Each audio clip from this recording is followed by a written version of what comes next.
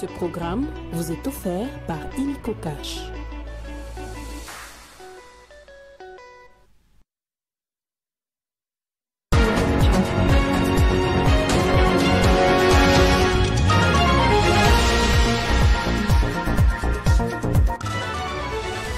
Au sommaire de ce journal, satisfait des ouvrages réalisés et en cours de réalisation à Lubumbashi, le chef de l'État Félix Tshisekedi a bouclé son séjour d'itinérance dans le Haut-Katanga. Les détails dans ce journal. Kagame n'aurait jamais pu être l'homme qu'il est aujourd'hui sans le soutien des États-Unis. Déclaration du militant panafricaniste Kemi Seba au micro de Marius Munga. Le point sur l'actualité, bienvenue à tous. À ce journal sur Télé 50, je l'annonçais au sommaire, satisfait des ouvrages réalisés et en cours de réalisation à Lubumbashi.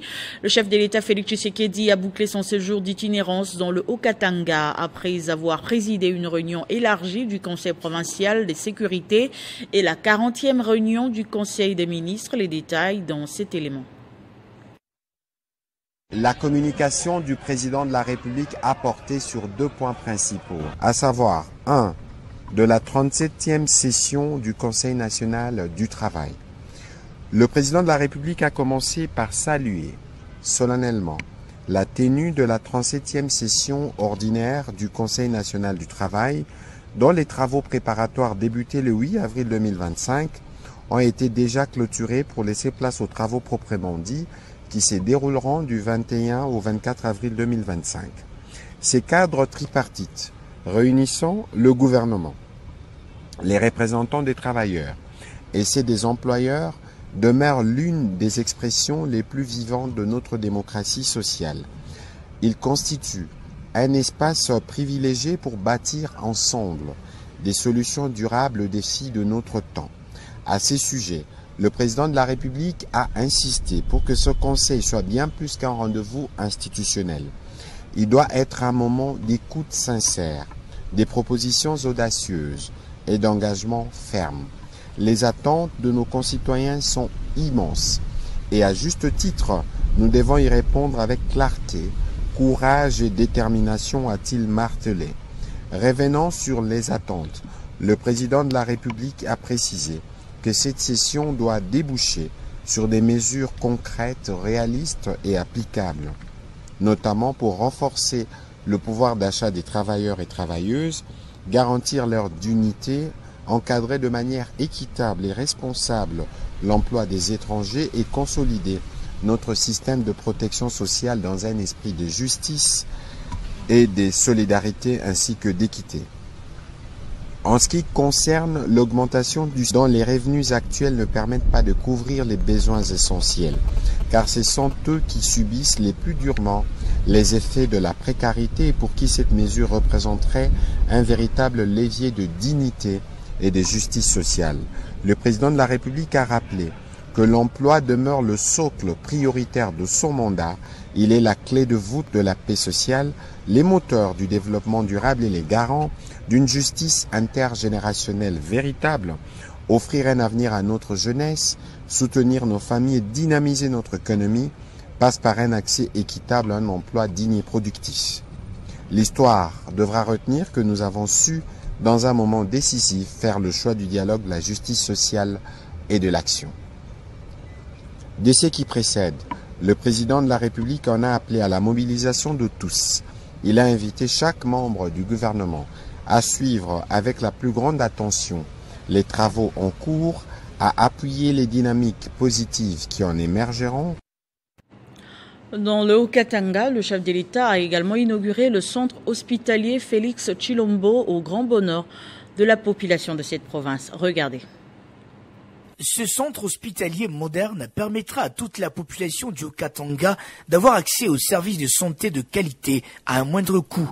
Voilà qui justifie son inauguration par le président de la République à Lubumbashi. Ainsi donc, Monsieur le Président public, grâce à votre vision large de la couverture santé universelle qui permet aux populations les plus démunies d'accéder aux soins de santé de qualité, ce centre est accessible à toutes les bourses et cela sera de même dans les 4 autres centres qui vont être mis en œuvre avec l'accompagnement de la CNSS.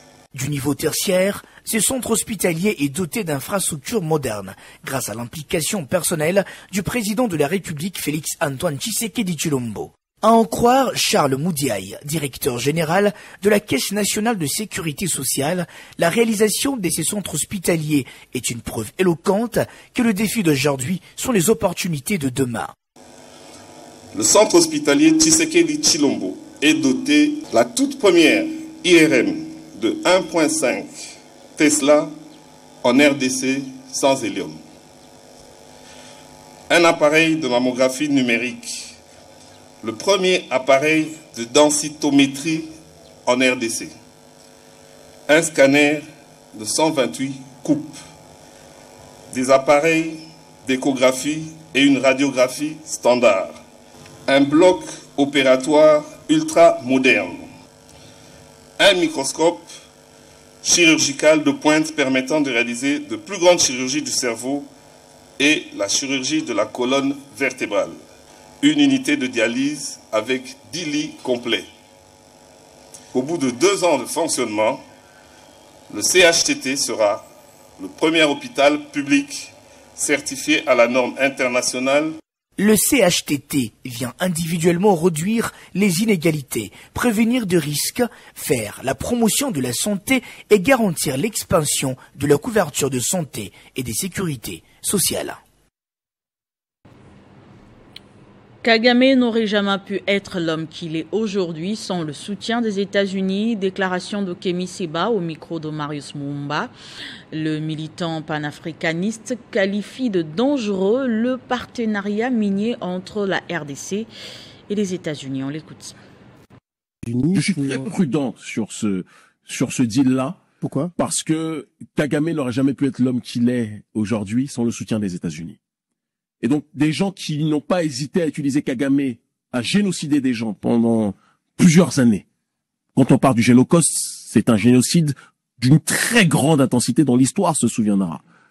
Et je suis très, très préoccupé par le fait que des gens qui ont soudoyé Kagame, ils l'ont pas forcé, hein, parce que lui-même a son agenda, lui aussi, supra-ethniciste, malheureusement. Tous les Tutsis ne sont pas des kagamistes, mais Kagame a une vision très particulière de la suprématie de l'oligarchie Tutsi, pas de tous les Tutsis. C'est pour ça que c'est important qu'on puisse déethniciser le débat, ça va beaucoup plus loin que ça. Mais il a été utilisé volontairement, et ceux qui l'ont utilisé maintenant, on demande à ceux qui l'ont utilisé de s'éloigner de ce dernier et d'être les nouveaux gestionnaires, co-gestionnaires de la zone. Je pense que c'est dangereux. Je pense que c'est profondément dangereux. Et si j'avais un message à donner au président Tshisekedi, ceux qui ont été nos ennemis pendant tant d'années ne seront pas nos amis et nos alliés aujourd'hui. Premier anniversaire de la nomination de Judith Suminwa comme première ministre. La dynamique Judith Suminwa-Tuluka, conduite par le coordonnateur national Junior Ilenda, a dressé un bilan positif d'une année de Judith Suminwa à la tête du gouvernement. Cette dynamique sollicite la reconduction de Judith Suminwa au gouvernement d'Union nationale. Durant cette première année, Madame la Première ministre a démontré un engagement sans faille en faveur de la stabilisation socio-économique, de la promotion de la justice et du renforcement des institutions publiques. Son approche collaborative, marquée par des consultations élargies avec la société civile, le secteur privé, les partenaires internationaux, a permis d'initier des réformes ambitieuses dans des secteurs prioritaires tels que l'éducation, la santé, sécurité et justice et l'emploi des jeunes.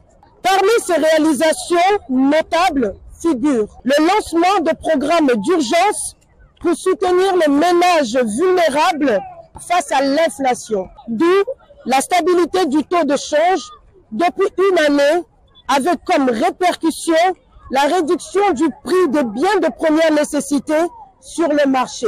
L'accélération et la mise en exécution du programme de développement local PDL 145 territoires afin de réduire les inégalités sociales dans la réalisation de plusieurs projets d'infrastructures. Des efforts renouvelés pour apaiser les tensions dans les provinces en crise en prônant le dialogue, la réconciliation et la cohésion nationale.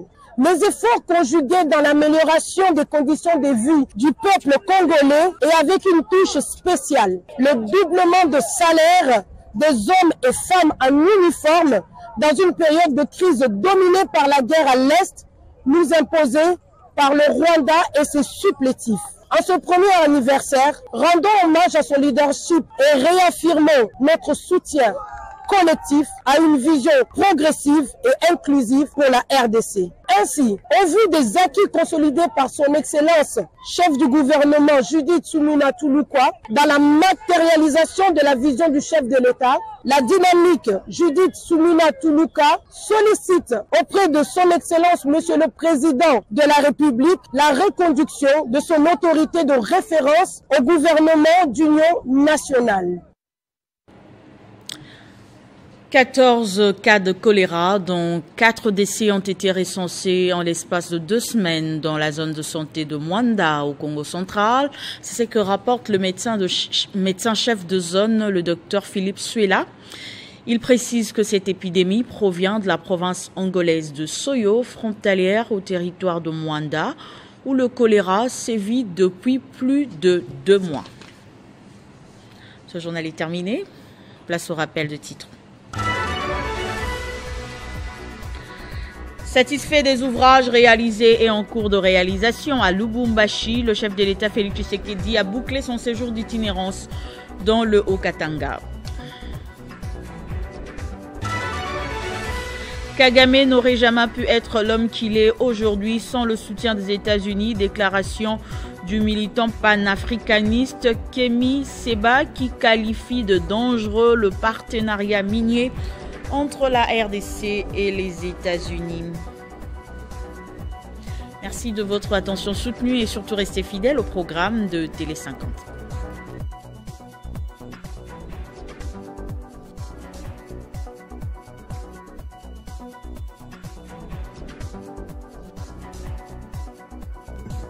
Retrouvez toute l'actualité en continu sur www.tele50.cd. Ce programme vous a été offert par Illico Cash.